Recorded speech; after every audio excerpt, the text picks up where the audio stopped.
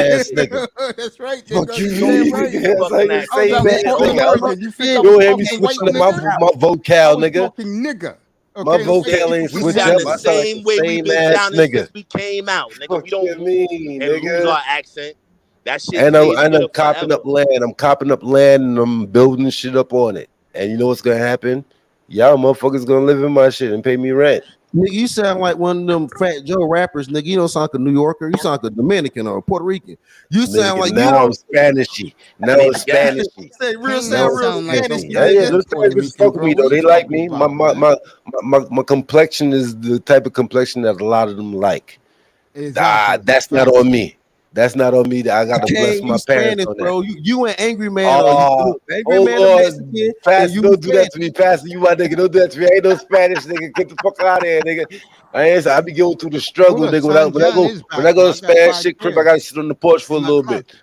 I gotta sit on this porch for a little bit while she go and talk to her family. Like, yo, yeah, he's kind of Spanishy. Like, yo, I gotta go through that, nigga. Come on, yes. This is how it plays. That's why no niggas be capping. Talking about, yo, I'll be right Spanish back. bitches just signed up. Nah, they not just signed up. You gotta look a certain type of way. They will fuck with you. Don't get it twisted. They will fuck with you. But nigga, I gotta sit on their porch sometimes. I pull up on their crib. She's like, yo, sit here for a second. Ain't Cameron Spanish too? Nah, Cameron Nah, Black. he His name act is like it. Cameron ain't Cameron He black. act like he's Giles. Cameron is Dominican because black, he grew right? up around a lot of Dominican His niggas. name He grew up in Cameron uptown. Cameron Giles. He a Dominican. Grew up black Cameron uptown. nigga. Dominican. No, he not Dominican. He just He look got like a Dominican nigga. his name is Cameron Giles. He's a black Yeah, man. He's a he's nigga a from black man. Harlem. Yeah. I don't trust you, New York niggas, because y'all stay. Look, We y'all don't niggas trust some you hating burritos. ass country Y'all, niggas and all this hate that y'all fucking be talking about. How about that? We don't trust you country ass niggas with all this hate that y'all bring to every panel and every fucking conversation because y'all got New York dick envy. That's on y'all niggas that y'all was born in the fucking boondocks in the sticks. Don't be mad at us because you niggas is country and you can't rock Avorexes and you don't look fresh in Timbs and all that shit. Don't be mad at us, nigga. What you niggas need to do, instead of getting your hate up, you need to get your weight up and ask us how the fuck you do it the real way. But nah, you goofy niggas come on here y'all talking came to crazy, AC. talking about we Puerto Ricans, all this fuck shit, instead of just saying we hating on you niggas. We kind of envious of all that real shit you niggas be doing and how y'all be getting them bitches with that accent and how our country bitches be falling in love with you niggas. Yeah, won't y'all just say that? Like all this hate is Oh just shit. unnecessary. And then it be fuck Oh shit. Like, nigga, shit. if you want to crack That a is joke on a nigga hilarious. wearing an Averex, you got the game fucked up, nigga. All Oh, the way that fucked is up. Yo, Cause you hilarious. Anthony, run that down nigga on the ain't right black bitches either. with an Averex jacket, you get that bitch back to the crib, she That butt is ass naked. hilarious. Hey, So you yo, niggas is Carmelo out of Anthony, that pocket nigga right ain't black. now. You niggas is out of pocket. I'm super black, nigga. I'm black. Most niggas on this fucking platform. Most of you niggas don't That want to is be black and don't hilarious. like being black. You niggas is If just you a ain't bunch of fucking Southern black, haters. you ain't black. If you You ain't niggas, Southern black, you you ain't niggas black. ain't Oh, Southern come black on, either. You niggas Pastor. are country black. That's Pastor, the don't say difference. that, bro. Listen, Kane, don't fall for that shit. Southern black and country black is two different things. These niggas Nah, is I get country you. black. I get it. You trust him. Yo, AC, I get it. Cause like I said, I'm born and raised in New York City.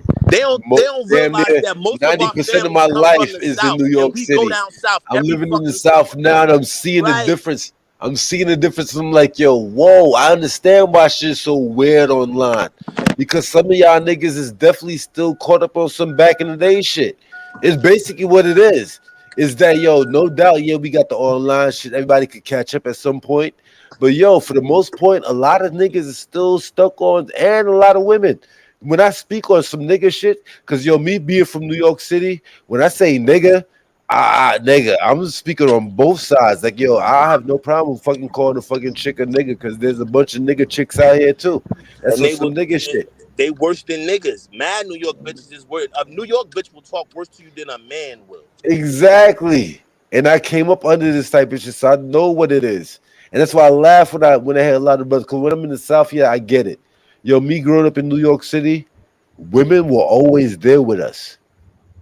No matter what we were doing in life as boys, men, kids, whatever, my interaction with women, that happened constantly. If I'm hanging out in the corner, if I'm hanging out on the block and I got 10 niggas out there, there's 8 women out there with us. Or some of them with some super hood shit. Absolutely. Did I bear witness to a lot of fathers telling their daughters that all niggas ain't shit? So why you think all these bitches think that y'all niggas ain't shit? Because as a father, that's what they do. So that's like it's something that's programmed into niggas. So it sets niggas up. Every The motherfucker that I South know nigga, for a yo. fact heard that they've heard how they fathers spoken towards their daughter. Like, yo, these niggas ain't shit. Cause what was painted in men's eyes that yo, your daughter is the motherfucking prize, and the nigga there's nothing gonna be better than that. You New York niggas was pissing in the middle of hallways. Y'all are Oh, dirty. cut it You out. niggas was pissing in the Because middle y'all of niggas, roads, yo, and you cut niggas it was out. pissing Stop in it. outhouses behind your houses and all Exactly, type of nigga. country ass shit. What In the a fuck? bucket. You You was niggas was shitting. Y'all living a niggas was shitting in premium a bucket. lifestyle and trying to make. Pissing in an outhouse compared to pissing in the hallways where you live at. We still better than you niggas. Metropolitan life, while you niggas live some country shit. Like, keep it 1,000, man. This shit is crazy how you niggas hate on NYC. It Because we makes no sense created to me. Y'all didn't create anything. Yo, really and truly, I'm not gonna do that with y'all right now. We Because created you niggas, right now, y'all battling the battle of the What rap bottoms. music did y'all create? Show me y'all Sedgwick Avenue in the Bronx. Show me where y'all got the same Sedgwick Nah, Avenue y'all doing the like battle Mace of the got in the bottoms right Bronx. now. Because Show us that. now y'all done move the goalposts. Like, yo, really and truly, yo, as black folk, y'all niggas don't got no goalposts. Because nobody ain't trying to score. Everybody's trying to go hard on the other side. There ain't nobody trying to score, so there ain't no goalposts when it comes to black folk. Yo, that shit is bullshit. There's no things We goalposts. just gaslight each other too. Yeah, there ain't no fucking goalposts. Nobody trying to score. It's like, nigga, my shit is more fucked up than yours, because that's how it sounds. When you sit back and you really analyze it, No, the I say our argument, shit is better. is my shit is more South fucked. ain't We fucked up. The we South better, battling. nigga. Is niggas battling to see who shit's more fucked up? Is that what niggas battling for? Kane, if the South wasn't better, if the South wasn't better as far as music, entertainment, lifestyle, environment, why are all y'all niggas moving here? Why is California coming here? Why is everybody coming to the South? Because we the best thing and we where everything came from, nigga. Nah, we were the economy of the United States at one No, point. no. See, that's you jumping out the window. That's you jumping out the window, Pastor. The prices of the Motherfuckers is coming out there for the bang for the buck, nigga. The America is what it is. Motherfuckers coming out there for the bang for the buck, because It we has all know. nothing to do with Nigga, what y'all we got. all know that. We all know that all these motherfucking cities that motherfuckers is running from is the cities that where all the money is at. But for some reason, as a black person, even though that you living in a city where all the money is at, you can't get all that fucking money. That's why we know to this day, as motherfuckers try to act like, yo, what's happening is not happening. Nigga, it's always gonna be the downside, nigga. So yeah, we were brought over here to be on the. We was brought over here to be on the bottom, nigga. Somebody has to be in power. In order to be in power, somebody has. In order to be in power, yo. In order to be in power, somebody has to be on the bottom. From the South. Wesley Snipes is from New York City, my nigga. No, he ain't. Cut that it nigga out. from his family from the South. His family from the So South. where his family from? Where he And from then, though? I don't care where his family from. Where he from? from the South, All nigga. of our families are from the South. Come on. Who else from the South, nigga? Yo, P.D. nah, come Pablo, on. nigga. We got J. Come Cole. on. Nigga, get the fuck out of here. We got Outkast. Bastard. Nigga, get out of here, nigga. Bastard. Okay, y'all got Outkast. We got Wu-Tang. We got Nas. We got Jay. We got Fab. We got Jadakiss. We got the Dungeon family. The Dungeon family can't touch What are Wu-Tang. y'all really battling up here? What are y'all We got really Mobb battling Deep. up here? We got Boot Camp Click. We got Smith and Wesson. We got All Biggie. they We got families a from lot. the South, though. What else you want to go? We got They Big all their Pun. cousins from We the got South. Rakim. We got Coogee Rap. We got So Big Daddy because I Kane. got a cousin from the South, my style came from a Southern nigga. Yeah, nigga. Your Nigga, cut it time, out, nigga. your Cut it roots out. is from the South. All them Chicago niggas, all the way, all them New nigga. York niggas, all the Milwaukee You don't need that niggas, motherfucker. all the California niggas. Y'all come from the South. Y'all would not be here without us. Don't ever get it twisted. Y'all music, y'all style, how I y'all ain't come talk, from the everything South. y'all do Show us came the from hip. us, Show nigga. us the Southern I ain't come elements from in hip That's hop. cap. That's super cap. Show us the Southern elements in with the origins of hip hop. Show us the Southern elements in it. The beat.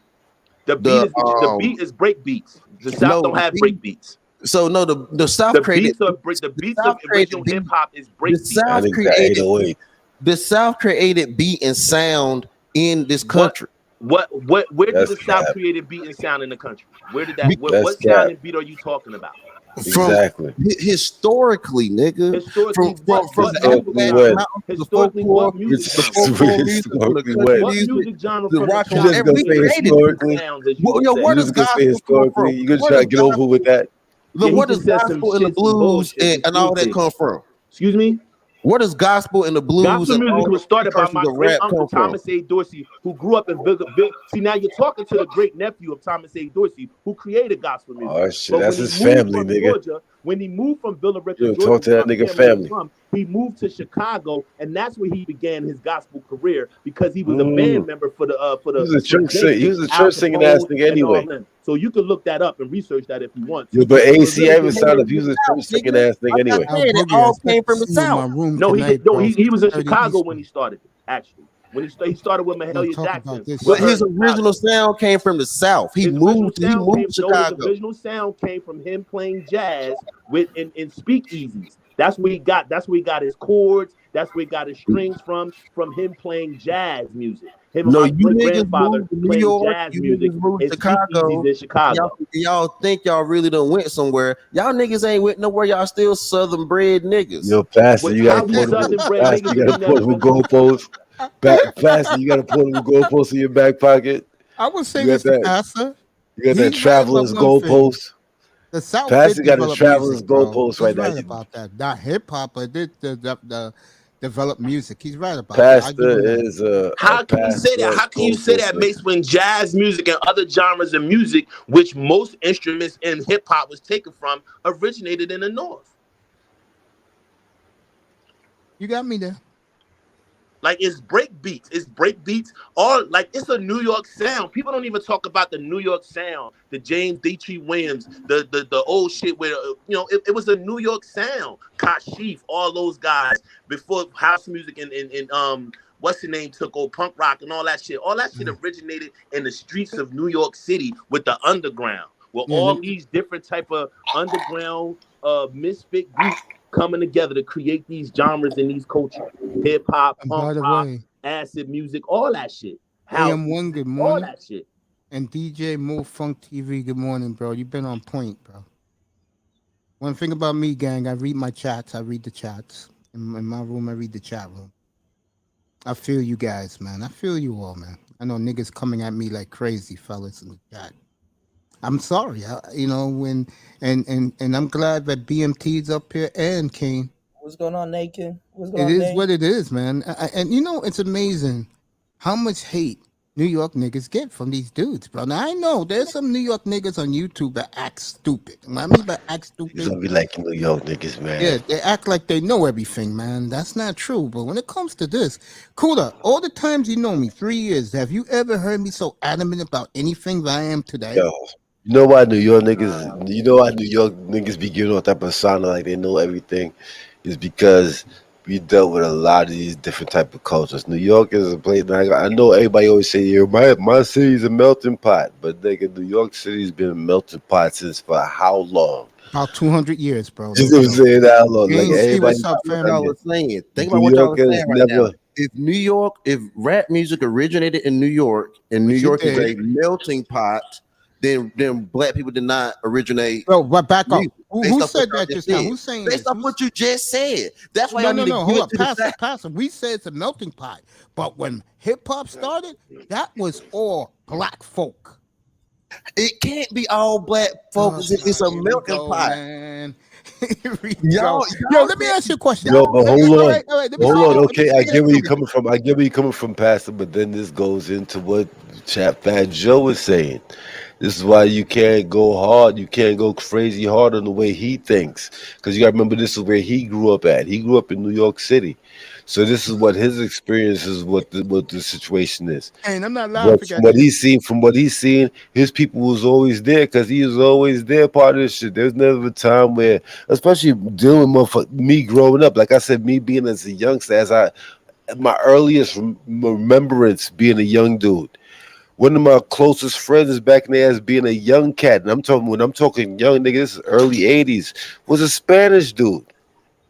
But we My wasn't first talking best 80s. friend, We're talking my first best friend wasn't a black person, and I grew up around a bunch of black people. My family is black. I grew up around a bunch of that. But my first best friend, I could actually consider being like, yo, when you say your friend is a person that you fuck with every day and y'all doing shit every day, I could go to his crib, he could come to my crib, and all that type of shit be lingering. I like his sister, he might like my sister. That's real nigga shit. That's real growing up type shit. That's the shit I remember growing up. And that's what I had. They can't look at what UFO just said. African slaves were brought to the South first with their music and culture. Case closed. All that African drumming, gospel music, singing you talking about that y'all swear y'all made came from the South. We don't give a damn about gospel and all this. We're talking about scratching our blood. All of that scratching, all of that came because niggas was scratching on trees back then. Like, You're saying that we make niggas. This is what we had to the top. How do we make niggas look bad? First mixtape scratched on This is what we trees. had. This is what we had to the top of real. He just said some bullshit. Some wood scratching, nigga. Nigga said wood scratching was popping. Like niggas was out here wood scratching. Yeah, this is when you head to the chopper, dog. This is when you definitely head to the chopper. All right, hold on. Let's check this out. This guy says Fat Joe and Busta Rhymes trying to rewrite hip hop history. Yeah, Busta Rhymes is a big culprit in this shit too. Busta Rhymes is representing the Caribbean factor of it. Okay. Oh man. The debate has been ignited again. But and Big was Jamaican. Big names involved. Big was Jamaican. That shit. But Big came 20 years later, bro. Welcome to Escaping the Echo Chamber. Fat Joe, Busta Rhymes are now in the middle of the drama about who created hip hop. If you have seen, I did a video not too long ago talking about talking with academics, and that topic came up then because Tariq's been talking about it for some time, and he's been making sure to let people know that from his perspective, FBA, Foundation of Black Americans, which he founded, are the individuals responsible for creating hip hop. So he's saying Black Americans are the ones that created hip hop, founded hip hop. That's my nigga right there. Buy the book. I got it. In his discussion with GJ Academics, GJ Academics was saying, "Oh well, Caribbean blacks had something to do with it as well." And he was like, "No. He's like, don't try to take credit for what Black Americans did. They may have gotten involved later on, but it was Black Americans that founded it." Earlier this week, Busta Rhymes on stage says that hip hop was created by blacks and Puerto Ricans. That caught heat. That has culminated into today. Fat Joe was with Angie Martinez, and he's like, they're talking about how it was Angie Martinez between blacks and Hispanics. Angie Martinez for her creating fucking hip hop. Just saw some clips of him on Twitter talking about, this is crazy. Latinos was right there, and I'm like, whoa. You see, what you just said right now is very different than what people are criticizing you from. Saying that Latinos became involved in hip hop is very different than saying they co-founded hip hop. Those are very different things, and let's be precise, because if we're going to talk about history, then we need to be precise with our language and understand what we're talking about. It's funny because you had other individuals who were there in the early days. One who was interviewed by DJ Vlad and said there was only a couple of Latinos that came around them.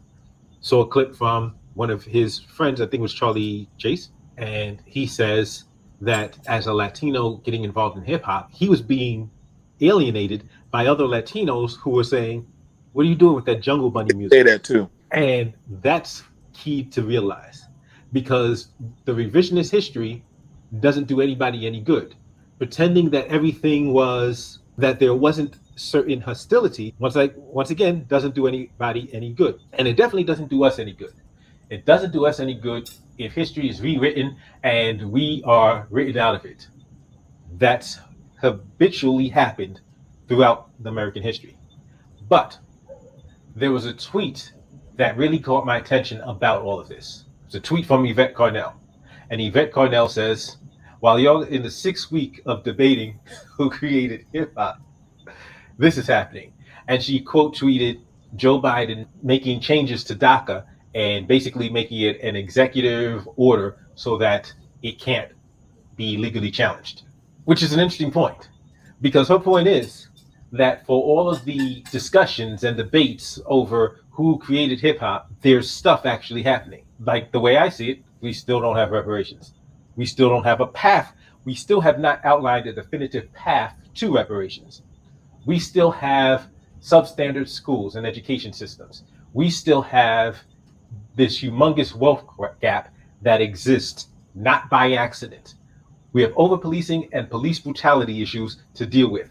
Just earlier this week, Boosie Badass was stopped again by police. There's a lot of significant issues that we need to talk about and we need to be focused on. But like I said, I'm not saying the history is insignificant. I'm saying the present is more significant. And it's not like hip hop doesn't matter, because hip hop does matter. But more important than who created hip hop is who runs hip hop. Exactly. And that should be the first question we're asking. Who runs hip hop today? Right now, who controls hip hop? Because if we controlled hip hop, we could crush a lot of this noise to begin with. If we control our own music, our own media, our own entertainment, our own art, then we can squash a lot of the nonsense and a lot of the games that are being played that try to erase us from history and try to diminish our accomplishments. We see what happened with rock and roll. We know that Elvis completely lifted his repertoire from black performers. We know this. But this is a habitual thing that happens in the United States of America to blackness. But like I said, the focus, if we're talking about hip hop, first and foremost, we have to be talking about who controls hip hop today. Talk about it. And if we have established, which we should be able to quickly establish, that we don't run hip hop, we need to do something about that. Now, I'm not saying ignore history. I'm not saying allow history to be rewritten. I'm saying we have to know the accurate history. So we should be knowing, okay, who are the founders and what was the purpose of their art? What was the significance of their art? What were the obstacles they faced? And then we have to know, what are the obstacles we face today in controlling our art? Because right now you have people that control I want to ask you something, our art, who push the most negative and ridiculous depictions of us imaginable. And they push this all over the globe so that people who've never met Black Americans have this warped and twisted idea of what Black Americans are and what we represent. That is first and foremost if we're talking about hip hop. Like I said, the history is important as well, but the present and the future are things we can't ignore. As always, don't forget to hit that thumbs up, like, share, subscribe if you have not subscribed already. If you disagree, feel free to give me the thumbs down, state who you think is responsible for the origins of hip hop, and please include details so that we can look it up and verify. And if you like this video, you can click here to see a related video that shows some of the important lessons we can get from history. The problem with underground stuff and the founders is it's almost like the manosphere. Niggas don't really know. Niggas say who the people who are in the music business, producers who are in the music business know this about sampling. When you sample, you are sharing your writers' splits with whoever was a part of creating that sample. So cool to stop it. Good morning or evening or whenever. Who to be eating too much of that Raymond Scoop out there? Raymond Noodle don't put it past I'm here with Dame Ritter, and this is the Music Entrepreneur Club Kudos, podcast. wake up, nigga.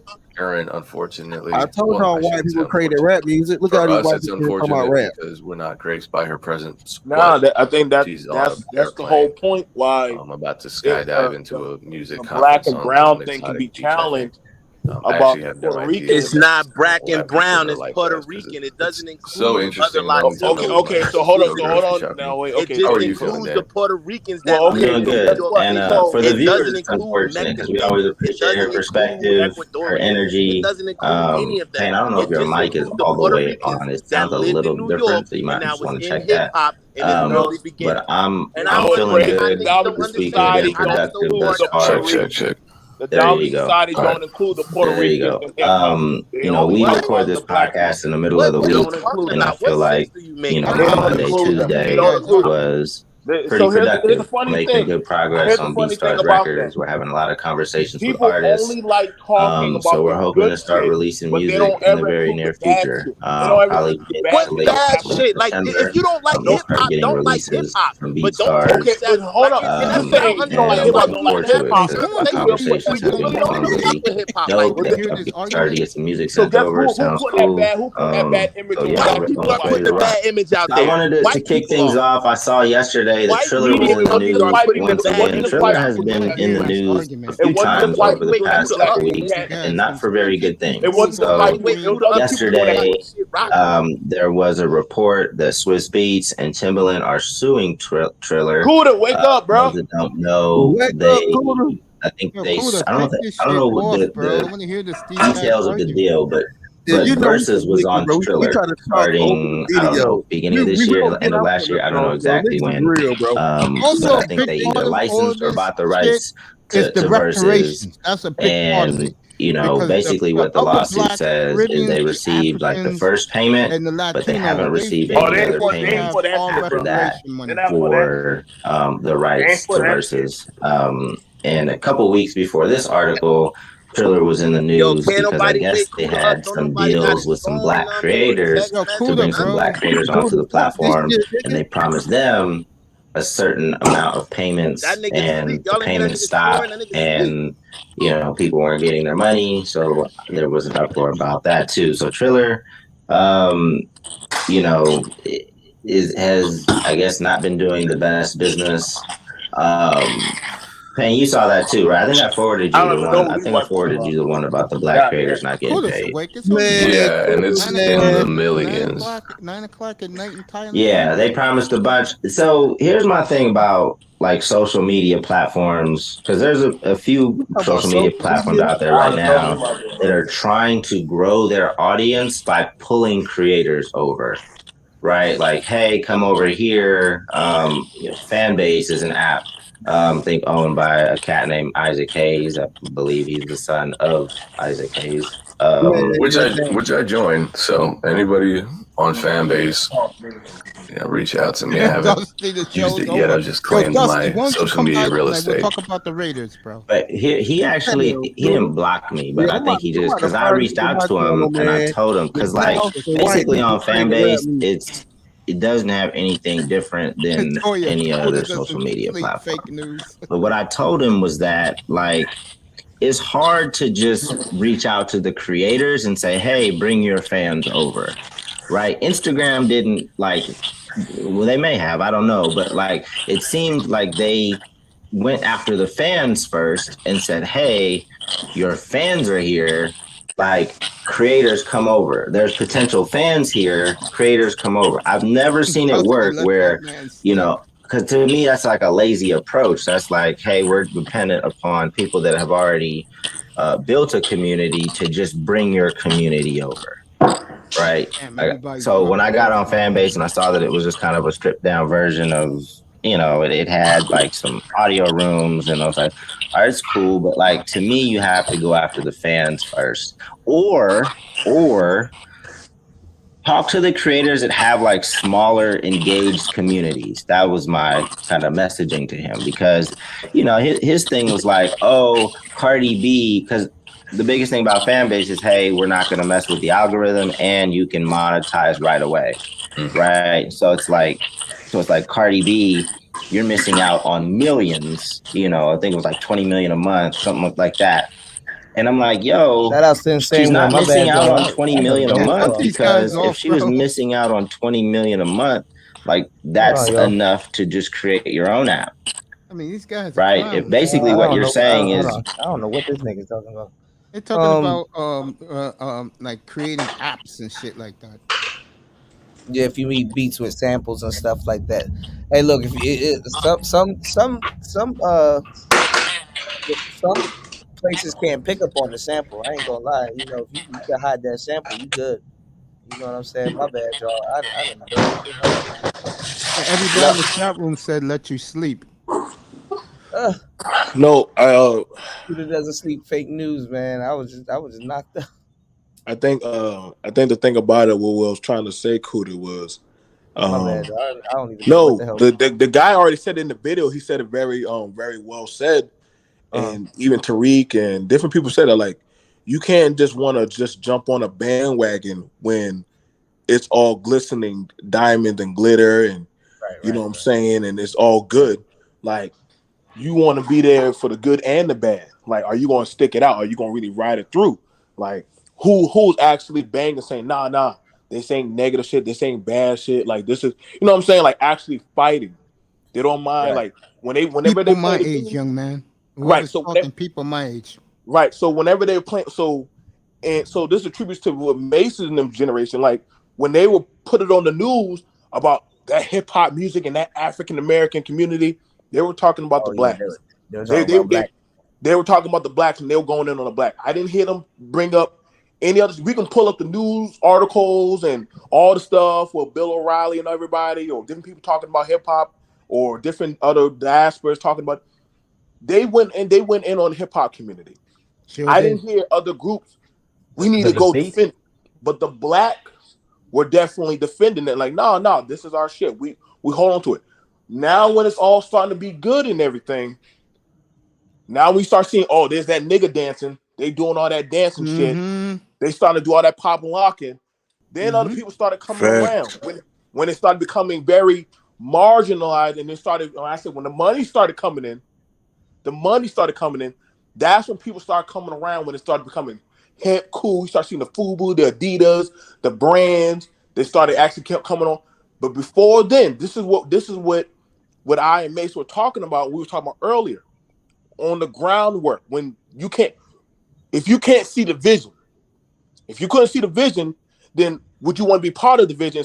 That's why I said in the beginning of Google, the founders that were there say, "Hey guys, I know we in the garage right now, but let's stick this shit out." Versus, okay, now we here. Guess what? We were here too. No, nigga. When everybody was laughing at us at the food court, I ain't gonna lie, we did take all the arrows. Bro. So okay then. So guess what? The motherfucker that took the arrows that were taking, you get what I'm saying, Kuda? If you was taking the arrows, the punches, if you was getting railroaded, the police were breaking up your parties and shit. Motherfuckers said, "Get the fuck out of here." Let them motherfuckers now have their roses. Don't start saying, "Oh no, we were here." No. When they said, "Get the fuck out of here," and I know I heard that shit when I was a kid, when I went to certain party. Nah, we don't want that shit here. We don't want that kind of music being played around here. Okay, cool. Don't now when shit's starting to actually get good and all, we were always here too. No. Were you now? You said you was there. Then why weren't you saying anything at that time? That's where you get called into question. You can't say you're a writer at a convenience, but then when it was time to speak up, you didn't want to speak up. Now all of a sudden there's a big wave of a voice. Hey, we were here too. No, nigga. Right. Then why didn't you say anything if you was in the room? If you was there too, why didn't you speak in the room? Thank you. Well, that got to flow, Joe. Say what? What's the theory? You understand? Y'all understand what I'm saying? No, like, I do understand, if you was there in the room, why did you speak in the room too? Were you banging hard too? Because in New York, in the Bronx and Brooklyn and Queens, Manhattan, we grew up together. Oh shit. People understand this. Hip hop was created by Puerto Rican brothers and sisters, black brothers and sisters in the Bronx. Black people and Puerto Ricans created one of the great art forms ever. Together. Lies, nigga. That's a fact. See, this is why we have to start gatekeeping. Yeah, that's your boy Spike Lee. That's all our culture and our lineage. You see that? There's this thing where we've allowed people to just come in and leech off of our culture for so long. They just feel entitled to it. That's why we've been having this conversation. That's what happens. Can I comment on something right there? That conversation. What do you say, Base? Something about that. This is why when you do not get along as a culture, which we don't as black folks, motherfuckers come in and just take and claim your shit. And the main reason why all this is happening, because the Latinos, the Caribbeans, and Africans, they want our reparations money. That's what it all comes down to. This is the side, the mirage of it, the hip hop, why niggas are scheming behind the scenes. Trust Tariq Nasheed about that. That's one of the big factors in all this. You niggas, American blacks just got to come together. Because if you don't, and we keep doing this stupid gender war and all this bullshit, and niggas flying, I don't care about the dudes flying overseas. I got one tighter than this, and I don't give a fuck what black women say. You stop giving your ass, let every other nigga fuck on you, our enemies fuck on you so much. Maybe we can bond together. We can stop all this shit against us. Let's keep it real here. Right. No, and that's true. That's true. Like, and like I said, man, that's the thing about it, mates. Is like how you're saying, like, we co-op anybody. Listen, black people like seeing other people rock our shit or actually just give us a thumbs up versus actually us just believing in our own shit amongst our own people.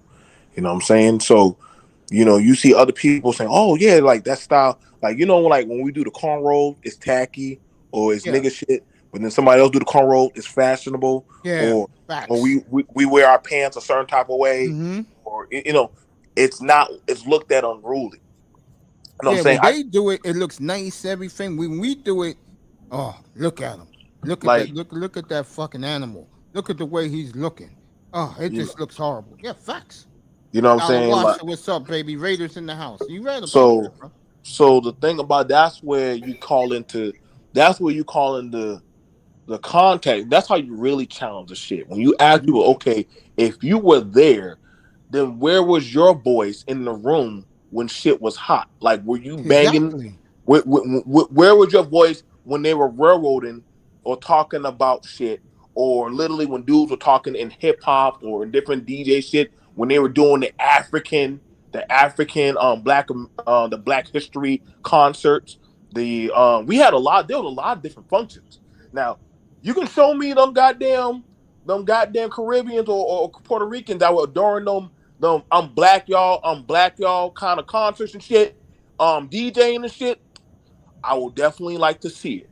But I can definitely promise you're going to see a lot of you're going to see a lot of expat, you're going to see a lot of brothers, and you're going to even see some sisters rocking that mic that were doggone Black Americans when they were talking about a lot. But see, during a lot of those functions, niggas were talking about some real shit.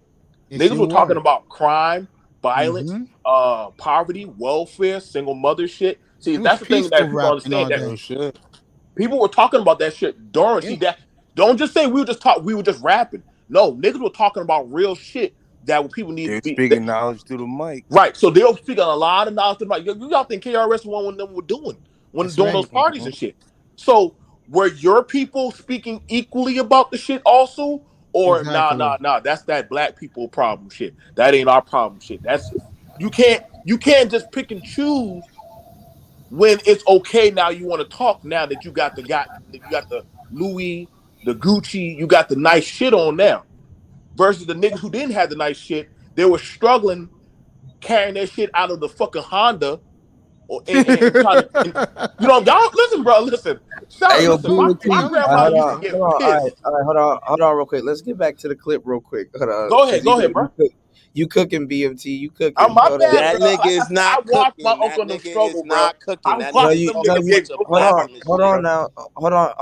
Hold on. Let's get back to it and see if another point gets brought up, and then we can tackle it. Hold on. We've been going on and on about that. That's why the next project I do is going to be a hip hop documentary, and that's going to be a part of the museum too. We're going to put that in the museum. That's very, very important. And some people will be like, "Well, it's just music." No, it's not just music. This is a culture thing. When people come in and try to lay claim to your culture, things that your lineage and culture created, that is a sign of disrespect. Facts. And people like Fat Joe and all of these other people, these Latino artists, they are deliberately being disrespectful by sitting up here claiming that they have 50-50 ownership in some damn hip hop. That's what Fat Joe said. A lot of people were talking about an old interview with Fat Joe and Angie Martinez. He's up here talking about how, Latinos and blacks are 50-50 in hip hop. He started talking about Wild Style and the Rocksteady crew, all of these folks who was doing stuff in the 80s, a decade after hip hop was created. But it still does not negate the history of the culture and the history of how it Latinos and blacks started. created hip hop. If you go to Wild Style, the first hip hop movie, you will see the Cold Crush Brothers. Their DJ was Charlie Chase, Puerto Rican. And you will go to the battle that they had with Romantic, which was the first Puerto Rican MC. Ruby D was in there with the Fantastic Romantic. You cannot eliminate the Latinos' contribution to hip hop. When you talk about breakdancing, we can. talk about Rocksteady and Crazy, like and we will. talk about graffiti, like it's every element of hip hop. It was 50-50, bro. Latinos weren't involved in hip hop directly that much in the early days of hip hop. Latinos weren't involved in hip hop directly that much in the early days of hip hop. And then I started putting up a whole bunch of videos of some of these original b-boys and original rappers who were all saying, hey, there were no Puerto Ricans and no Latinos around when we were doing our thing, which is true. We put it to you straight up. There wasn't no Puerto Ricans. Wasn't no Puerto Rican. Coming Wow. to the parties.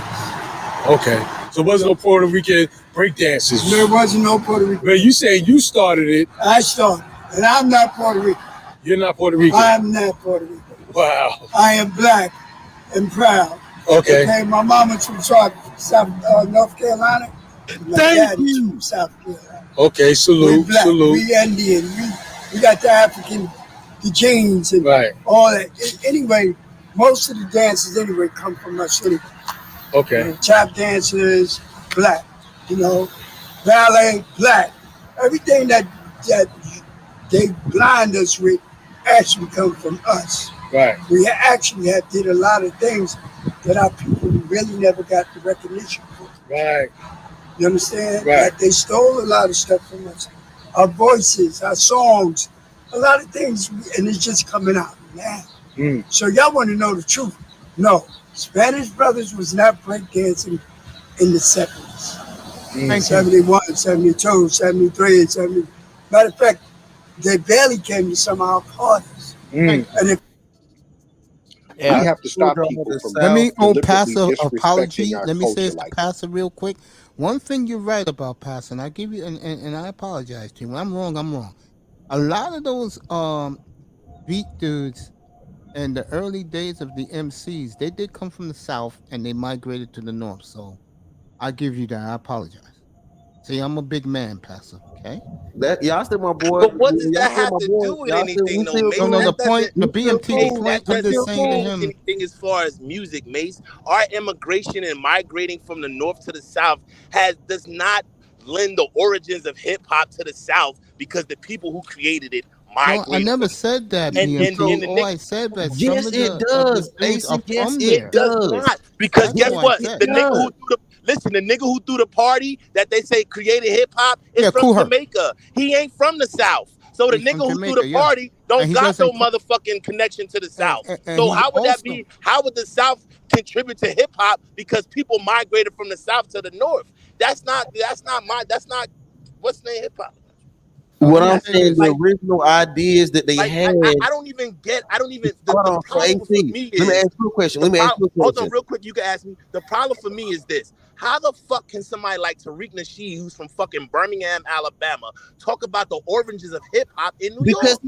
He's from the origins of hip hop. He's from the South. He's from Birmingham, Alabama, nigga. He not from the origins I know of what hip hop. BMT is saying. he is. You know, No, he's no, not. hold He's up, from hold up, both of Birmingham, you. I'm gonna tell Alabama. you. There is no origins of hip hop in Birmingham, Alabama. Birmingham, Right about that, but let me say this about Tariq Nasheed real quick. Birmingham, Alabama has some of the oldest churches, and what you're seeing happening in the rap Churches, bro. game. That's not hip hop. That's churches, bro. That's not hip hop. It's That's a different culture. That's a No, qualified. it's the same shit. No, it's not. Hip hop and churches are the same shit, Pastor. For real. No, the thoughts of the inclination to make music, the inclination to make music is from the same thought. It's the change in the note, the change in the vibe does not change where the inclination to make that music comes from. And it comes from the I see what you're talking about. I get it. Yeah, you're I just understand talking where now. he's coming The from. I see what he's intellect, the talking make about. of music, I do too. that has nothing to do with nothing. Like that's just people's creative juices flowing, right there. Like hip hop original days was talking about the positivity and also talking about the shit that was going on in the community, and it was just a voice. It was a eyewitness to the shit that was taking place. The Sugar Hill Gang, when they did, I mean, Grandmaster Flash and them did what's the name? They was talking about the shit that was going on in New York City.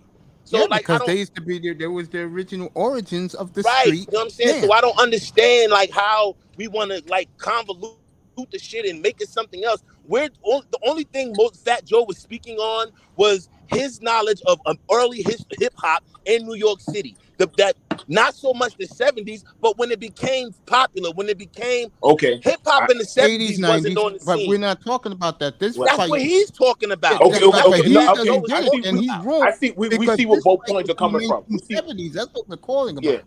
yeah. We see. I see what both points coming from the AC and from the Mace. Like, and both points. They both are not wrong in what they're saying. They're not Appreciate wrong in that. what they're saying, right? I just and that's the thing about it. That's why I appreciate this kind of conversation of a panel. It's just that we're looking at, okay, if you're looking at the static of the people that were, okay, who were drawing the blueprints, who was putting the money together, who was doing X, Y, and Z, and who were the people taking the backlash and saying like, yo, if we stick to this shit, it's gonna become something someday.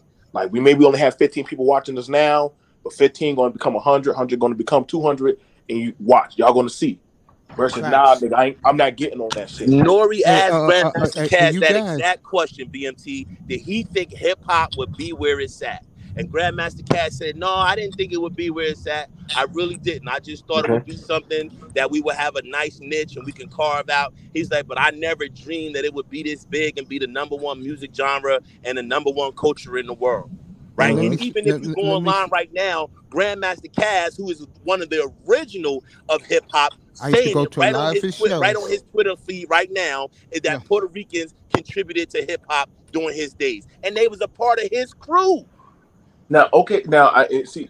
I'm not taking away from what you're saying, AC, but we're looking at, okay, like let's say you have they always look at the person who built The the creator. Yeah. like the creator. They're never going to ask about the workers, like the people you hired to work with you. They're going to say a black guy built the Well, White it's not House. a black guy per se; it's the black people. It's not a black. It's But not an right, but you know what individual I'm that saying. created But they're hip never hop. going. But they're never going to say, well, I saw a few Latinos in that motherfucker. No, they're gonna say no. There was some niggas. That was just the niggas. The niggas did that one. Yes, Like people who are looking at it derogatory, but people who are purists and not trying to say some fuck shit on YouTube for clicks and likes, gonna say some fuck shit.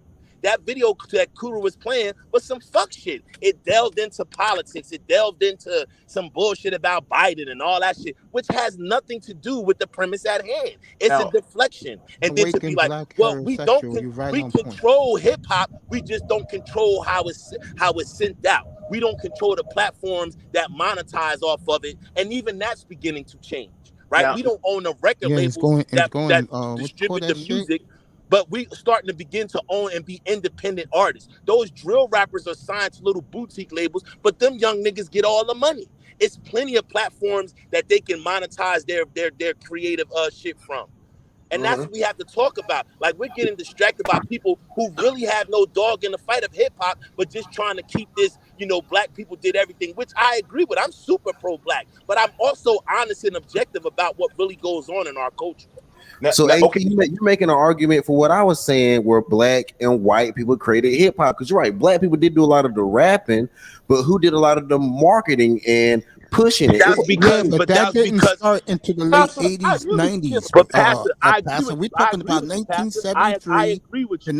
It was the 1980. white people who promoted, because they had the record labels, and that Right. go back to why You my had great to go grand to them. that goes back to why my great great uncle and my great grandfather created gospel music. There you go. Like, you know what I'm saying? Like I'm gonna tell you this right here, and be acknowledged for their works, and not have to have some white man sign for their copyrights or some white man sign for their publishing rights. That's what the whole intention of him was, creating gospel music and creating the platform for Black gospel artists to be in control of their own intellectual properties. So yes, white people do disseminate the music through the shit that they disseminate their own music through. This was a new genre, so there was no hip hop labels for people to run to and get their music promoted. So they had to go to the Jewish dudes who dads and moms own record labels.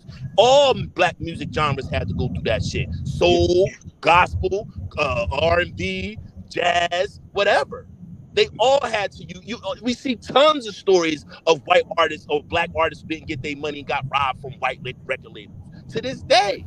So with them helping spread it, more brothers got into it, which made it become an actual genre rather than just a jungle music or just some shit from the side niggas that from the South came up north and started doing. But see, hold on. Let me say that. Okay, so if you, all right, so like, let's say we took the song "The Message." Some niggas would probably say, "Oh, that's just some hip hop shit," but actually, that was a political message of the state of Blacks. Yeah, people don't look at that. Broken glasses everywhere. People like they were literally talking about the turmoil era of what's going on. Like a lot of these songs, like when Flavor Flav and Ice Cube and all them boys was talking about all that shit, they were talking on some heavy political conscious shit going on. And like they were like, "Yo, stop playing." But some of them white radio stations didn't like that shit. Like, hold on, wait, don't be playing that nigga shit around us. Like, hold up, what are y'all playing? Because they were talking about some shit. See, that's where I kind of look at it different. Like, because that's when I started seeing different parts of what was going on for Black folks. Because for my uncle and them, yeah, now our message is getting out. That's what people say. Our message is getting out. Because we can't just talk about it any old type of way. We got to find a different way how to get it out there so people will know, okay, so it ain't us with the drugs. Motherfucking white boy coming in the goddamn squad car. Y'all don't keep an eye out for that motherfucker. Like that shit, they were talking about that shit in the song. But like, that shit was already known. It wasn't known to people who didn't live in urban environments. But that kind of behavior and culture was already known to the community. Like these things that they were saying on rap records was shit that people outside of that community didn't know. But we always knew that. So hold on, AC. So if they just said these niggas are lying, these niggas aren't truthful, these niggas are just they say that now. No, okay, well, no. But we're looking at back then. When they would have the block party, there was always a message behind when they did those type of parties. They were entertaining, but they also were educating motherfuckers on what shit was happening. And so I can agree with that. I can see where, but not all block parties was that. I'm not saying all block. I'm not saying most block parties in New York City was an expression of hanging out, New York City summer. Right. There really wasn't about messaging as much as they was just about a new art form, a new culture is bubbling under, and it was cool to be a part of it. You're going low, AC. You're going low. It was cool to be a part of it, that type of thing. You get to be outside. It was just us expressing ourselves in a different way. It was a new way we found to express ourselves and hear the music that resonated with us on a basis where it was intimate, where it wasn't a radio station and it wasn't nobody controlling it. Those block parties you talking about back then, there's no way in fucking hell you can do that now. I don't know. We had block parties where I live at all the time. Well, you down in Trenton, right? I mean, Trenton is wilder than New York. Trenton but is off you're in the Trenton, fucking right? chain right now. No, you're missing the point where I'm going with. You're in Trenton, right? Yeah, they have block parties in New York. No, dude, they may have it, but what I'm trying to tell you is it ain't going to be the same like it was 30, 40 years ago. They're bigger. They're super bigger than what they used to be. The little block parties back in the day used to be little, like from. All right, let me ask you a question since you know that, right? I'm gonna go hard here. Are there all niggas at these black parties? Yes. These block parties? Like, you really believe you have that? A few Spanish people in there. Oh, there you go. You just proved my point. It's mostly black people. That's all I wanted to hear from you. You just proved my point. What point did I prove? He said y'all proved my point. Y'all speakers weren't strong enough back then, Mace. Those shits weren't gonna reach out. Please, bro. We had That's powerful bullshit, crates Pastor. back then. What the hell are you Them talking speakers was about, bro? fucking crazy, bro. You can hear that music for blocks, and the Hell New York yeah, City niggas block built ain't like crates, y'all niggas bro. blocks. What are you talking about? Niggas You built talking that crazy. shit handmade. I'm playing. You know, I'm fucking around on that one. Well, getting back to who was it? AC with the block I'm party. playing game. Let me go back to AC. You was talking about the block party, right? Huh, AC? Yes, I don't know. No, the point I was gonna make with him was you just proved my point. Was, bro. My bad. Okay, Yes, I was. you just proved my point before I opened my mouth for the next question. I said, "Is it all black like it used to be?" So there's some Hispanics there. You just proved my point. But Mace is based off that America has changed. It's not because it's not a solely black thing. It's just because look at New York now. There's Mace between me and you. We got to be honest here. There's not a lot of African Americans left in New York City. No, they left. You're right. Right? There's not a lot. They in left. between Virginia and Atlanta. Right? You ain't lying about that, bro. Yeah, some went to someone went to Dallas, Houston, but most of them went from I'm gonna say the DMV to Atlanta. Stay in Brownsville. I lived on Livonia Avenue, Livonia and Rockaway, in Tilden Projects. That's why I lived. That's why I lived that. You niggas are coming home. You niggas are coming back where y'all originally came from and where the music originally came from. That's all this shit really is. That's all it is, man. Shit. You can't make this shit up. Old time to stay in Brownsville. All right, bring the rap music back home. Bring the rap music back home to the South. Hold on. Let's get back to the clip real quick. Hold on, y'all. That they're doing it so that they can be disrespectful. We have to cut that out. We have to stop that. We have to say, hey, you can't do that. We're not going to let you rewrite history. We cannot go to their culture and start laying claim to it. They would call us out for doing that. The only reason they're doing it is to be disrespectful. Because if you give them an inch, they're going to take a mile. They're going to do what Busta Rhymes do. Because, see, we sat up here and let people lie about Caribbeans contributing to hip-hop, and they did not contribute to the early stages of hip-hop. They just didn't. As a group, they didn't. Even Kool Herc, he didn't bring anything Caribbean to the table. But we sat there and let them tell that Caribbean lie for so long, and then it turns into, well, you know what? Y'all FBA niggas got hip-hop from us, so y'all need to thank us for giving you hip-hop, because y'all didn't have no culture if it weren't for us and the sound system and the Jamaican toasting. And you see, then it turns into blatant disrespect. Yep. So we have to start checking that stuff early. You don't let nobody lay claim to your culture. And Omega Dreads had it before. You go to these block parties now, nothing but all interracial, bro. Yeah, it is. It is. Like I said, I saw that when I was up there with my niece and nephews, and you know what I'm saying, they were checking out colleges. And I said, well, damn, we're going to see a little block party. That shit was different. I thought that was an international festival. I said, what the fuck is this shit? That's the point I was trying to say. You don't see too many niggas there either. You don't see too many black dudes there. If they are there, they're with some Latina chick, or they're by themselves hovering around the food. Like it was nothing. Listen, bro, it was nothing for niggas to come out there with the cooler. Yep. Throw out the lawn chairs and literally motherfuckers just start drinking and dancing, and the niggas start scratching on the table like that. That shit. Niggas in the chat talking about some these Caribbean niggas created the sound system. No, that's what they're saying that shit. I ain't paying no attention to that shit. No. Them niggas said they created the sound system. No, y'all niggas did not create the sound system. Came out of juke joints. And this is what his problem is, Pastor. This is why Tariq Nasheed is fighting this shit. Because all the other blacks from the diaspora, the Africans, the Caribbeans, they're saying that they discovered all this shit because they want to wipe everything American blacks or FBA niggas did in this country, wipe it off the books. Look at the colleges now. Like these I said, fucking bitches who come out of school now the last 20 years, these bitches really believe that black men did not do shit. It's just one of those things, man. Like, again. So when Cynthia G rhetoric started making it into the schools, oh man. I'm just saying it's just one of those things where you look at it where, again, don't just talk on something when it's good. Like either you're going to be proud of it for the good and the bad. That's like your child. Do you only claim your child when your child is doing good? Oh no, that's your mama. No, that's your daddy. Or no, that's our kid. Our kid, whether it's good or bad, you gonna still own that shit.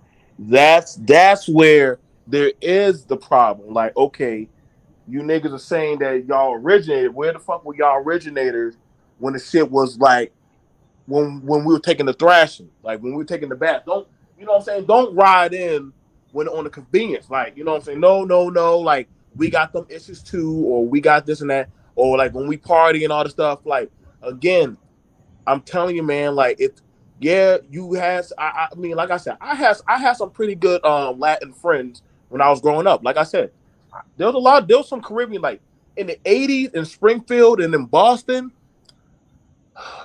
There were a lot of blacks and whites, and there were Latins. It didn't start getting more popping and booming. I don't know. The fucking gates of the goddamn green card opened up. Now the 79. blacks gone. Yeah, the blacks are predominantly gone, like in Springfield and Connecticut. That's why I was saying, like, you just started seeing the more of the foreign shit. And it was what it was because niggas were starting to divest. You know what I'm saying? Some niggas got locked up, other niggas are dead. And other people were like, yo, bro, I'm taking the kids and I'm going down south. Like, fuck this. You know, you got gentrified out. It is what it is. But you can't take away that when the shit was coming up, not a lot of motherfuckers were trying to ride for that shit. Like they didn't want to see it through until the until the money start coming in, the suits, the FUBU, the Reeboks, and all the shit. That's when it started. And like I said, I'm not blind when I was a kid. That's when shit started actually start getting, Also, the start getting. biggest rappers in the late 1990s invented their own brand. Jigga, Rockaware, Puffy, Sean John. Niggas started doing their own shit because they were the hottest thing on the planet back then, and they noticed that we didn't have our own style, our own clothing, and I'm gonna tell you who changed. I'm gonna tell you who changed all this shit. Okay, I'm gonna tell you who changed it. When Eminem came in '99, that's when everything changed. And I'm gonna say it right now, living here in the BX, and I was into this shit right in this shit. Anything niggas liked, the Latinos and the white boys didn't like. When fucking Tupac got killed, all these Latin niggas in New York was celebrating, but they knew damn well when Biggie got killed, those niggas stayed quiet like fucking rats in the fucking rat hole in the walls, bro. They knew, don't you dare talk anything bad about Biggie when he passed, because nigga gonna start capping. Yeah. They stayed quiet, bro. And when this nigga came out, and I have nothing against Slim Shady, because his first 4 albums was dope. When he came out, oh my God, it was like Jesus finally arrived on earth for the rap game, bro. And that's what changed everything, because once he blew up, white people felt more comfortable to get into the game. Now here's the thing about it. When I remember when Busta Rhymes did a song, I'm on my New York shit. Why wasn't he naming Puerto Rican MCs like that? Because he was predominantly naming black MCs. Why didn't he name it? And I'm just asking, just going and go to when they were doing the old hip hop videos. I need to know what them Puerto Rican MCs were at. I need to go see some. Maybe I need to go to VH1 Classics or BET Classics. Y'all remember BET After Dark? I need to know what the hell. Late 90s. I saw Big Pun. Fat ass. He's a cool nigga too. God bless his soul. You know what I'm saying? I saw Big Pun. I fucked with that nigga. I fucked with Big him. L. Yeah. Big L. Yep. I was watching Big L, Big Pun, and all them. I'm just saying I did not see the Latin community like that around they would listen to the music, But you know damn well you was gonna bring that shit around my mommy and poppy. They didn't want to hear that shit in their goddamn Exactly. And let me They go a were not step going. further. Y'all know y'all couldn't listen to that shit in y'all house. And BMT, let me go a step further. The community I used to live in, right? There's a block party every the last Saturday, the third Saturday in August. You want to know the difference? The real shit. Niggas on one side playing R&B to get the ladies nice, and then they were scratching hip hop shit. On the other side, and these motherfucking Latinos made sure this shit was gonna happen. Some of the biggest crate of speakers you will ever see, and blared the black people's music out with that merengue and salsa shit and reggaeton. So I don't want to hear Fat Joe who used to get his ass kicked every time he was at Jimmy's Cafe. Okay, I used to be there to watch my games at night. Okay, I don't want to hear that shit from him. That these niggas were around. That's a lot of bullshit.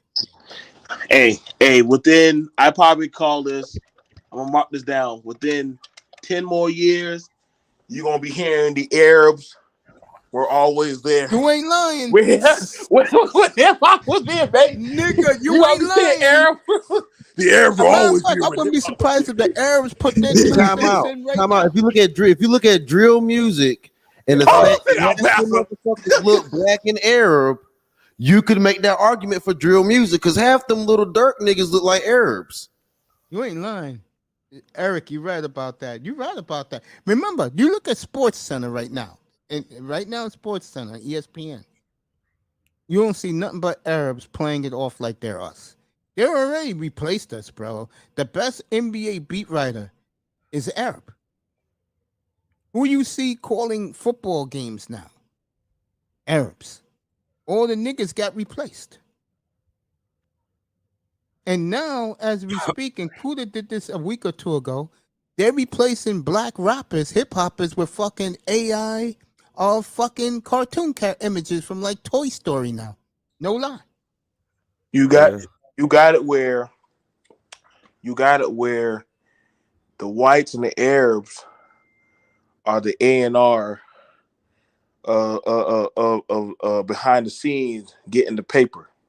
Facts. Wow, and this is why you say like that's why you got to start going back to like the paperwork of who's buying out the catalogs and who's getting all the royalty checks and shit.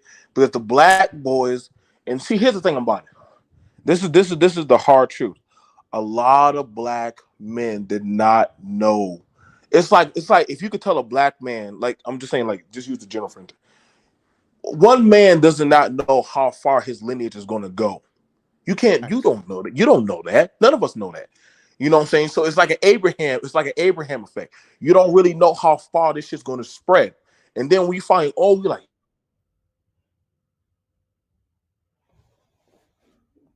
oh damn. Yeah, he went out. He was just about to land the plane. What happened? BMT, fix your mic, bro. Fix your sound. What's going on, General? You dropped off. Are you there? Uh-oh. So, Mace, I was thinking about handing the stream to you. Did you want it to do a follow-up stream? I gotta go. I got a doctor's appointment, but I can do that shit at 1:00 this afternoon. Niggas gonna come in my room. Most definitely, man. I mean, I'll definitely do a follow-up stream. Yeah, no doubt. This food, I'm not gonna lie, this food is whipping my ass. Yeah, man. I done fell asleep about 3 times. Yo, let me just say this to all the brothers and sisters who were in the chat and on the podium today. Of all the times I've been on YouTube, of all the times I've had my own platform, and Kuda can tell you this, Pastor can tell you this, I've never been more adamant about something in my life and social media. And the main reason why is I grew up in the good old days. I'm talking about the beginning, fellas. So me, when it comes to this rap shit, I acknowledge what I saw. Thanks, more than today's what you guys see since let's say the millennium. Let's go with the millennium when 50 blew up. To me, I was gone from hip hop, bro. I don't even care.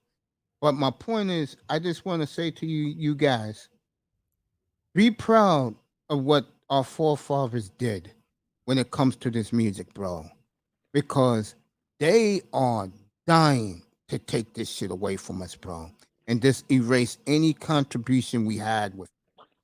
Okay, Right. now I'm gonna let you guys know one more thing. August 11th next year is the 50th anniversary. They're gonna have a big party, a big block party. All the old school MCs are gonna be there. The DJs are gonna be there. My nephew was there 2 weeks ago. They're gonna open up the museum this fall, the hip hop museum, which looks very nice. They let my nephew take a tour of it, and they got all the drum machines and the MPCs and stuff in yeah, there. and they got photos of the old school rappers from the late 70s and all that. I just want to say, you guys, if there's anything, the greatest invention black men ever created was this music. The Jews already took it over. Don't let Fat Joe and Busta Rhymes and Dougie Fresh, don't let these niggas claim that it's theirs, bro. Because the one group of people they're gonna have on their side is white folks. So this, you can go about your daily life, but support Tariq Nasheed with this shit because he's hit it on the money, bro. When his movie comes out and his documentary come out, support it as Proud Brothers, bro. Because like Omega said, and he's right, and that's why I asked AC the question about the block parties today. Yo, we don't even exist to society no more, bro. Yeah, they writing us out of history. So, fellas, just remember who you are. Be proud of this, because this is the last shit we can cling to, bro. They take this shit away. The women are gone. You guys can talk about these hoes all you want. They're gone. They're getting fucked on by everyone but most niggas. That's why 53% of black men from 16 to 67 are childless, marriageless. Over 40%, God bless us. So Kevin Samuel said this 2 years ago. Over 40% of black men over 40 are virgins still. Forget these hoes. Stick to what we have done. And if they take this shit away from us, bro, and they claim this shit, what the fuck they're gonna do? What the fuck you think the president, when they decide to do reparations, who do you think they're gonna give all four fathers, all four mothers who built this country? Who do you think they're gonna give the money to? Your children, your grandchildren, or they're gonna give those motherfuckers? Right. Well, I mean, hey man, I'll be I don't back. even know how to... I'll be back around the 1 o'clock hour. We'll continue this shit in my room. Yeah, you guys got to sub to Mace at Mace. I'm almost at that magic number, Kuda. Almost there. Huh? I'm almost there. Who gonna hold it over to 1 o'clock? Oh, I don't know. Ain't me. I'm out of here. I got a Juan doctor's should go appointment. live. Young Bull should go live, but Juan, Juan you probably should go live and just Juan keep probably it. busy. If you don't take it, why not go? If you don't, but you can get it, yo. You take go. All right, with then, Juan. yo, do it in your room. I'll be there after 1, bro. We're gonna continue this shit. Yeah. This shit ain't going away with me, bro. Oh, fuck out of here. That fucking fat bastard claiming that cause you gotta understand something. I don't like Fat Joe personally. So for me, this is gonna be a crusade. And I want to go over the instruments because Mo Funk said that it comes from funk and stuff, and I was just showing y'all that DMX and the DM and the what you call it, those old school drum machines. You know, I like stuff like that. Yeah, Mo Funk knows what he's talking about. I've been reading him today in the chat. Brother knows what he's talking about. So most definitely. I want to say good day, Star Platinum. What up, though? What up, though? Yeah, though. Yeah, it just was want good to on say play. to all you guys have been great. And if I alienated or got niggas like AC a little ruffled, it is what it is. I don't mean it personally, but this shit is close to my heart, fellas. This shit was my early 12, 13, and 14-year-old years, bro. And for that fat fuck to try and take this shit away with Busta Rhymes, bro, you got to be fucking kidding me. Hey, who was Dougie Fresh's DJ? Anybody remember? DJ Kuda. It wasn't you. Because that motherfucker started this shit. What's going on? What's going on, General? What's Jump happening, in, people? Hey, real quick, I know you about to end the stream, man, but listen. Oh, you good, Right. man. You got all the time. I got you. This whole shit that this guy Fat Joe is trying to throw out is because he doesn't understand the origin of where the music actually came from. That's number one. All right. Number two, rap and hip hop actually stems from an art that's considered to be what was called back in the day bebop. Facts. Bebop, bebop got its start from jazz. Okay, that's how far it goes back. And then it was called scatting at first before it turned into rapping. It was called scatting. This is when they used to sit there and say a ski bop, a bebop, a boobity bam. That was called scatting, right? That art form stems from jazz, right? When they would just play the cymbals and the drums, and the dude would just sit there and mumble some words and shit. And then later it transitioned over into what we have today. So Fat Joe is Go on, on some Robies. bullshit. I support Tariq Nasheed behind this movement because they're trying to lay claim, the Hispanics are, because a few individuals was around, a very few was around when it transitioned over into the 80s.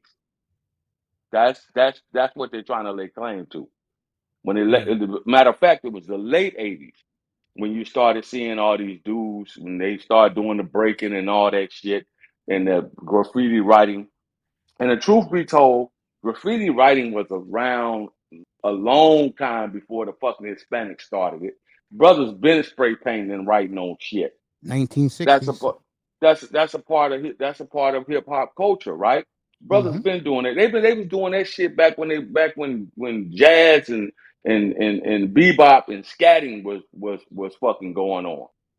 So a lot of people don't know the history. Fat Joe is one of them. I like some of his music. Don't know the man personally, but for him to come out and lay claim to 50% of rap belongs to them, no, I'm not. I'm not falling for that shit. There you go. Period. Good job, General. Appreciate that. I'm not falling for that shit simply because those of us who were around, and I was there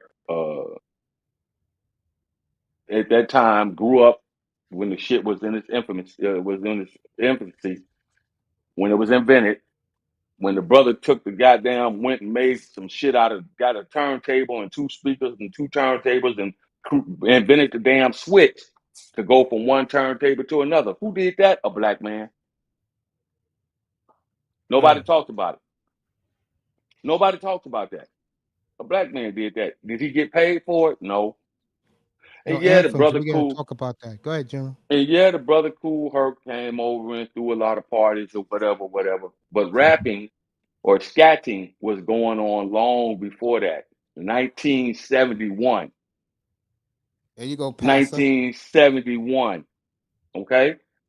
It didn't get big and commercialized until the first rap album, uh, Sugar Sister Hill. Girl put together a group called Sugar Hill, which pushed it over into being commercial.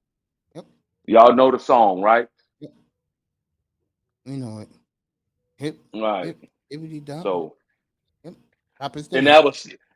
that came again, that Good came Alonzo. jazz out of jazz was born this social art form called bebop when brothers used to stand on the corner and they used to do the little hip hop and the bebop, the scoobity bap and the skip and all that shit. Then it went to scatting, which they would just kind of say shit over instrumental parts of music. Then rap was born out of that. Then later, hip hop came out of that movement. So motherfuckers need to know their history. General is absolutely correct. On that note, Kuda, thank you for having me as always. You No brothers problem, enjoy yo. your day. Everybody in the chat room, I You go, El appreciate you, Nixon. family. Casper, it's good to see you again. El Nixon, what's up? Same. DJ Moore, what's up? What up, those in the chat? All right, nice. I appreciate all you guys, man. And Pastor, pick this shit up and take in your room, bro. This is some hot shit, bro. Run with it. Man, I might have to, man. It depends if the bro. We have to fire it up again, man. On the same damn. Could I'm play the same damn shit? Yeah, man. Do it, bro. All right, everybody have a great day. I appreciate all of you. And yo, Peace. again, this is the last shit we are hanging on to, bro.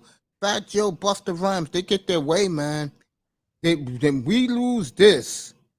Then why fucking not exist? We have to exist, of course, but why Think so invent far. shit then? Like, Mhm. everything we do is fucking taken away. Yeah. I mean, it gets washed away. I mean, shit. Y'all better hope them damn zillennials hold on to this shit, because them will be the ones that'll get this shit washed away. Valid problem. Mm-hmm. No joke. Kristen, stay beautiful, baby. I'll see you Yep. guys another day. I appreciate all of you, man. Thanks a lot, man. Cool that you the best, Peace. bro. Peace. Peace, Peace. brother. Yeah, the zillennials are gonna be the one to let go of the culture, to tell you the truth. You know. He said, Pastor Collection played around. Hip hop is a religion to most niggas. Pastor, you gonna fire it It'll up, be bro? hard to do. It'll Huh? be hard to do, Coda. Hell yeah. Yeah. Hard to do. It, it'll be hard to do because you're still gonna have, old timers around. That's one thing that I believe, black people, black men in particularly, fight for, because it's a very important piece of our, us culturally. That's why this big stink is gonna, but then there's gonna be some blowback. Fat Joe might as well get ready for it, because there's gonna be some songs that's gonna hate about it.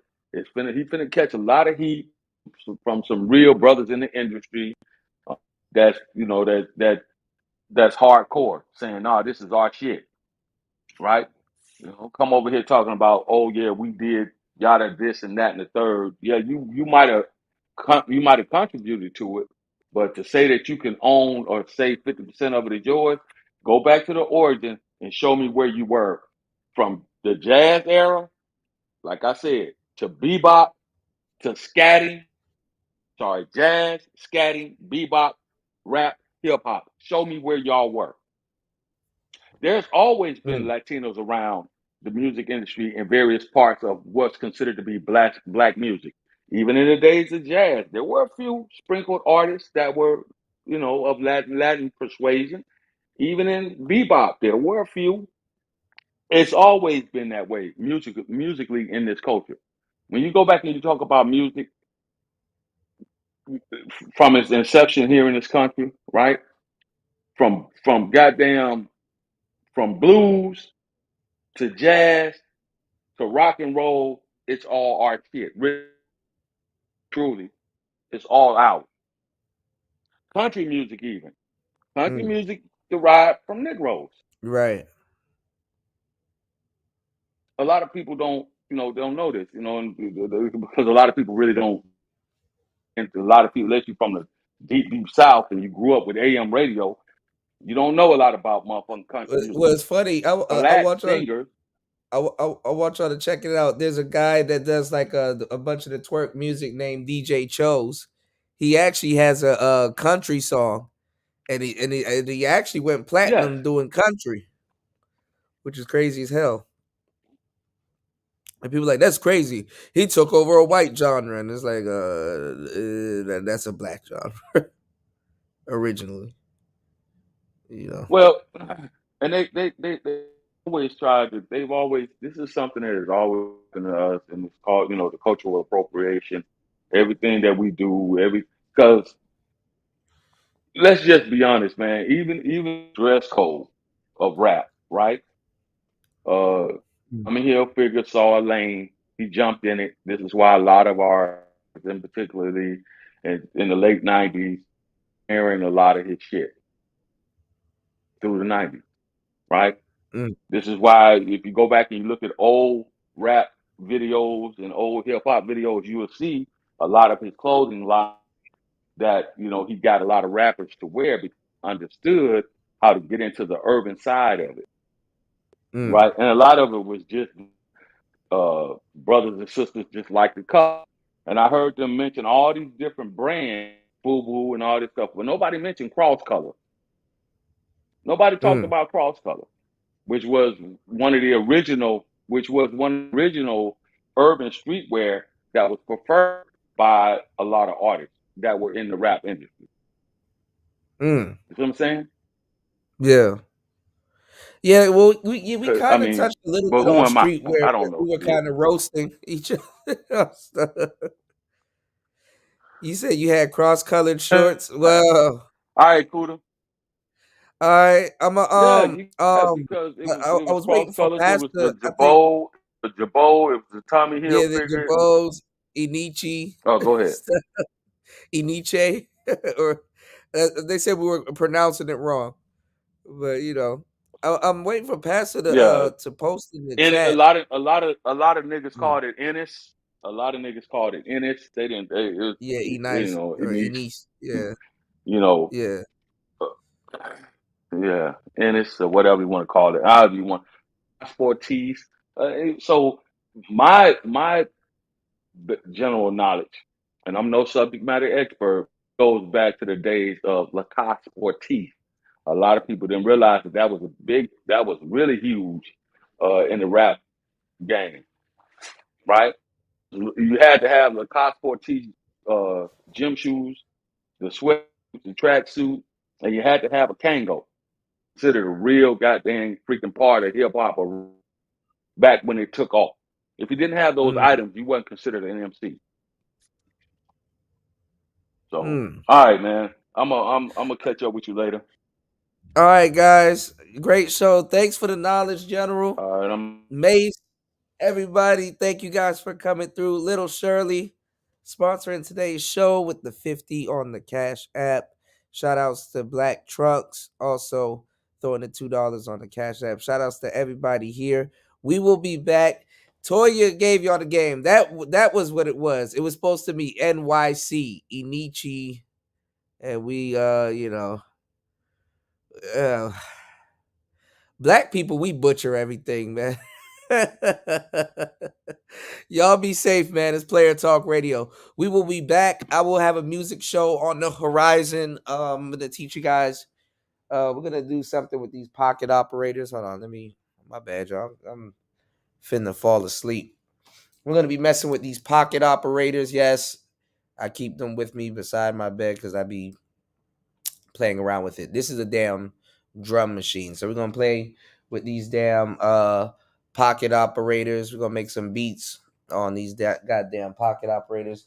Yes, I keep my gear in my bed with me, goddamn it. We're gonna play with this Digitone. You know what this is, you know what's going on. I'm gonna play around with that. Y'all already know we're gonna play with this shit again. And somehow this is gonna be in the mix. So all right, y'all, it's Player Talk Radio. Be safe. Peace.